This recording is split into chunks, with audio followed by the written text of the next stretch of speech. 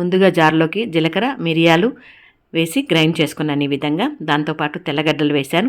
తెల్లగడ్డలు వేసి కచ్చాపచ్చిగా ఈ రకంగా గ్రైండ్ చేసుకున్నాను. టమాటో పెద్ద పెద్ద ముక్కలుగా కట్ చేసుకొని దాన్ని కూడా ఈ రకంగా నున్నగా గ్రైండ్ చేసుకున్నాను. ఆ తర్వాత పాత్ర పెట్టుకున్నాను. పొయ్యి మీద ఆయిల్ వేశాను, ఆవాలు వేశాను, మెంతులు వేశాను, కరివేపాకు వేశాను, ఎండుమిర్చి వేశాను. ఇవన్నీ కొంచెం వేగిన తర్వాత మనం ఏదైతే జీలకర్ర మిరియాలు తెల్లగడ్డలు అవన్నీ గ్రైండ్ చేసుకున్నాం కదా, అది ఇందులో వేసేసానండి. అది వీడియో మిస్ అయింది. అది కొంచెం వేయించుకున్న తర్వాత టమాటో గ్రైండ్ చేసి పెట్టుకున్నాం కదా, అది వేశాను. దాంతోపాటు పసుపు పొడి వేశాను, కొద్దిగా కారం వేశాను. ఇవన్నీ వేసిన తర్వాత కొంచెం బాగా ఫ్రై చేసుకొని దాని తర్వాత తగినంత ఉప్పు వేసుకున్నాను, కొత్తిమీర వేశాను.